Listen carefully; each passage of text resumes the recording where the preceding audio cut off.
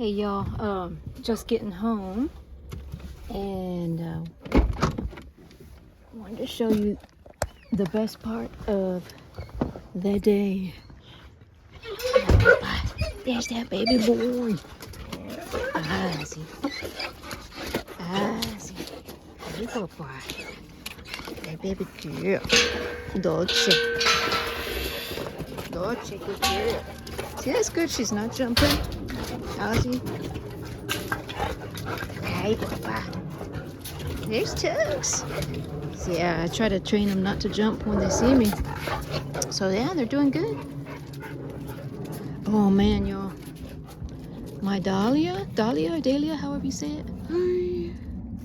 I've never had any luck growing them and having them bloom, but this one's about to bloom. Super stoked about that. Garden's looking really good. Baby bear. Oh man, y'all. Checking these beauties out. And there's Ozzy. Oh my goodness. I was just gonna keep them watered for me. Thank you. This is called Cape Honeysuckle. Gorgeous. Come on, Papa. Let's go this way. Hey, baby girl. I planted some additional lavender that I got from that lavender farm. Oh, and I got the cedar planter for my Vitex. This Texas lilac. I gotta finish planting that. Gorgeous. Anyways, this is my day usually when I come home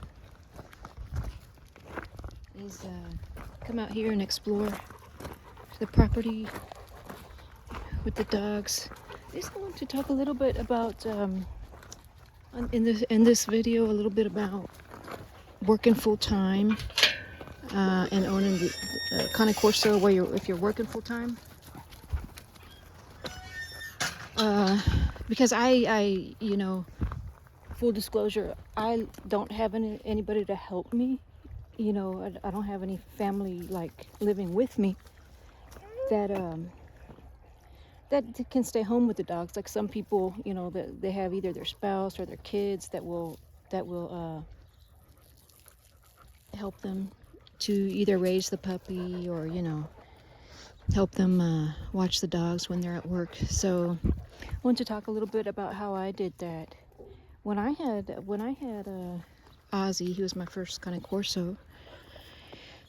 I actually did take him to somebody that watched him during the day while I was at work, because he was at that stage where he's too young to go to a doggy daycare because he wasn't fully vaccinated.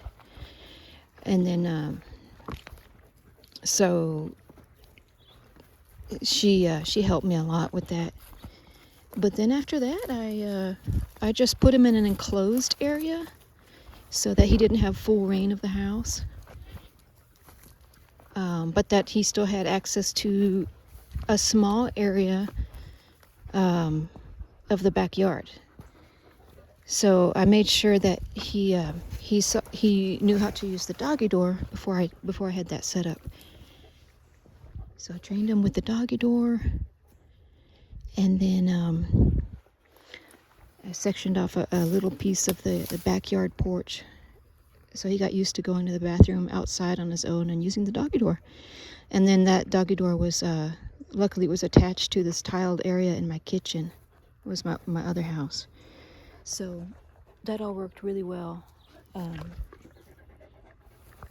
And because otherwise, if you give the dog free reign of the home while you're at work, then as a puppy they're going to be pretty destructive and get into some bad habits. And also it's dangerous, of course, could get into anything.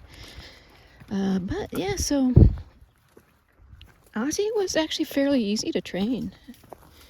And then with Dolce, same thing. I had somebody, it was a dog sitter I found on Rover that was kind of on my way to work, and I would drop her, when Dolce was a puppy, would drop her off to that dog sitter just until she was old enough to where I could kind of leave her partitioned into a section of the home that I trusted her to be okay with.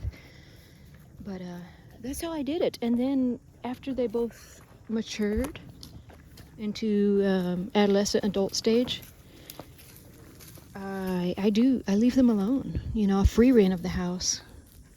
I think crating's a good idea, but I don't crate my dogs when I'm gone because I want them for protection of the house, guarding the house. And I'm oh, I forgot to mention the most important thing that gave me the confidence to be able to leave them on their own is I set up a doggy cam, a camera that I could check from my iPhone anytime I want to. So the first day that I did leave them alone in the house, I wanted to see how it would go, so I didn't go very far. I just put the doggy cam out.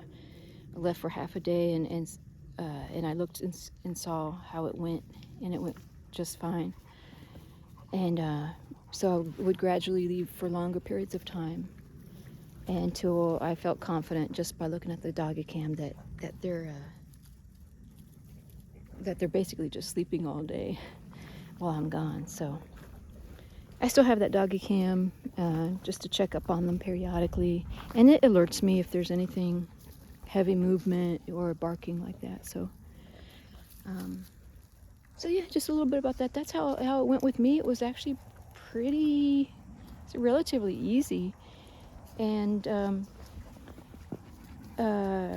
so that was my biggest worry, you know, not having somebody to help me when the dogs were in the puppy stage, and you know, I think having a second Corso actually it made it easier because they act as a pack, so they kind of comfort each other when they're alone. It's like they have a small little family, you know, as opposed to if you only had the one. If you only have one dog, one cane corso, and you're in my situation where you don't have any additional help at home and you work full time, that can be very challenging. I would say in those cases it may help to have another, like a dog sitter, come periodically and walk the dog or something, but there's all kinds of liabilities with that, you know, involved with that. So if you don't completely trust the person, or if you do trust the person, even if you do trust the person,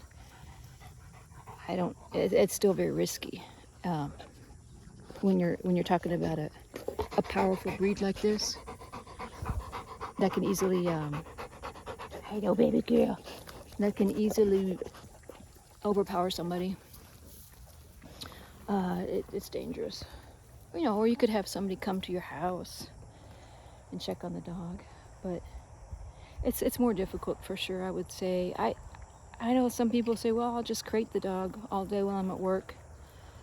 I know that works for some people. I personally don't like that idea at all. I know dogs are, you know, they're like kind of den animals. Some people say, well, when they're in their crate, it's like a den for them and they'll sleep. But I don't know. I just, to each his own. But me personally, I would never do that with a dog. I wouldn't crate them all day long.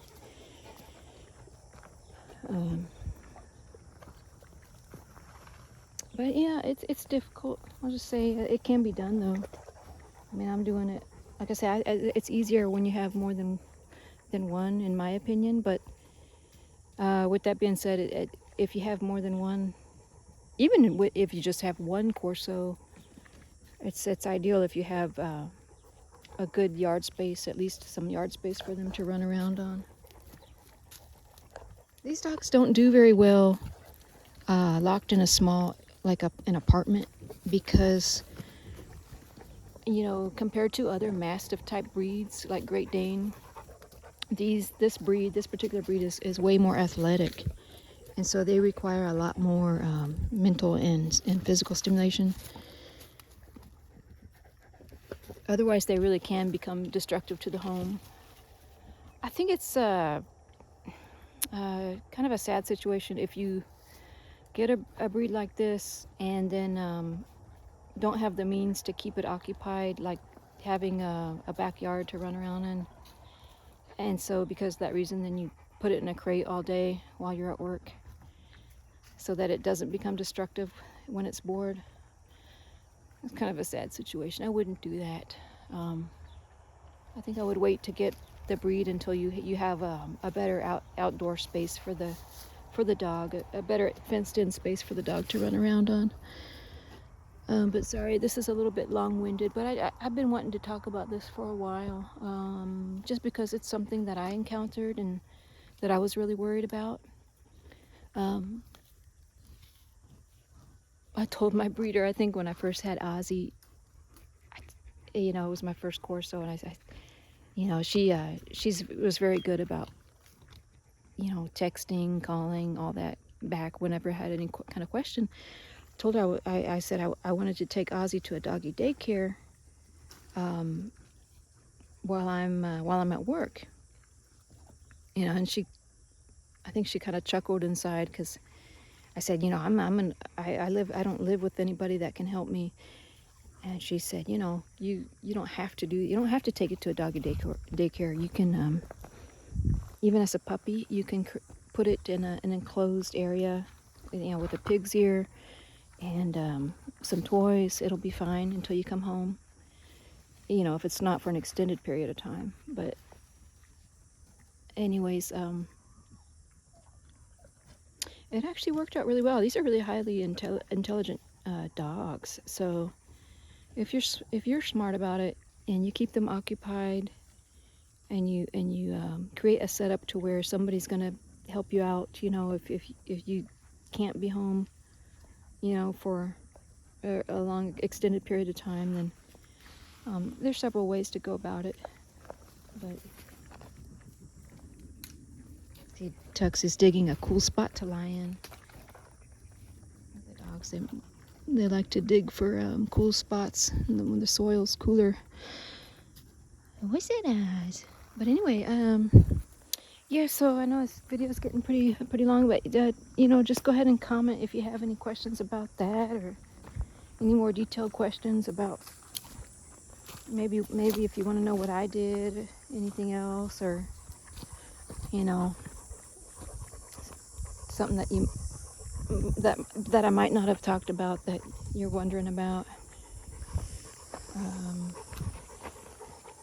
But yeah, so here's my baby girl. She stays by my side. You can see she's the one that follows me around right away.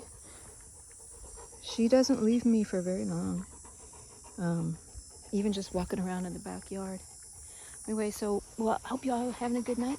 I'm gonna go put some water on these plants, and I'll talk to you later. Hey, bye, baby girl. Bye, y'all.